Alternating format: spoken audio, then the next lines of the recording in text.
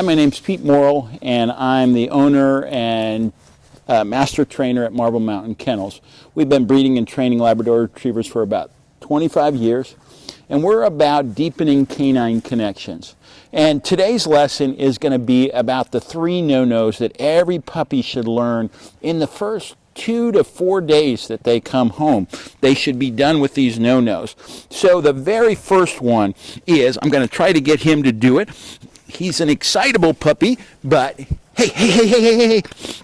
I'm trying to get him to jump up. Come on. There he goes. What I'm going to do is squeeze his paws. So I'm going to grab his paws and I'm going to squeeze him. You'll hear a little bit of vocalization and then he'll pull away. He jumped up again, which is what I want. I'm going to squeeze those paws again. Now notice that he's not that excited about jumping up. If he jump up again, I'm going to squeeze those paws. So the paw came up on my leg. I'm going to squeeze him. He vocalized slightly and look it. He's learning, hey. And then I want to praise him when he does it right. Now, this will be harder to get him to bite because a lot of we're getting him to bite something that we don't want him to bite. So I'm going to get him on the paws again. Hear that? Just a little bit of vocalization. Now we're going to try to get him to take this in his mouth. He's hearing other dogs in the background, so he's a little bit distracted. So let's see if we can get him to take this in his mouth. We don't want him to do that.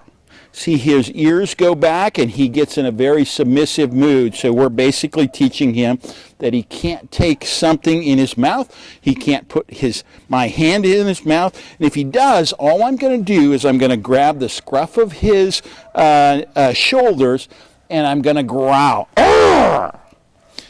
He just went for that again, and I'm teaching him that he can't do that. So now we're going to teach him that he can't pull on the lead.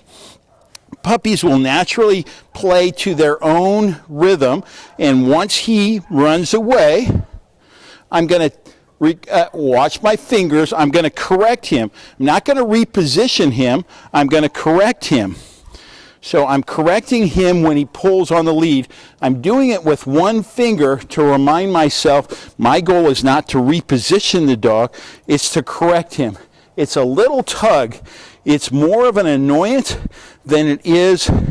And then I'm going to eventually, when I move, I'm going to correct him. He's going to go his own way. I correct him.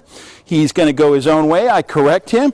And pretty soon, within 2 or 3 days, he's going to learn it pays to just stick with this guy that's holding the leash.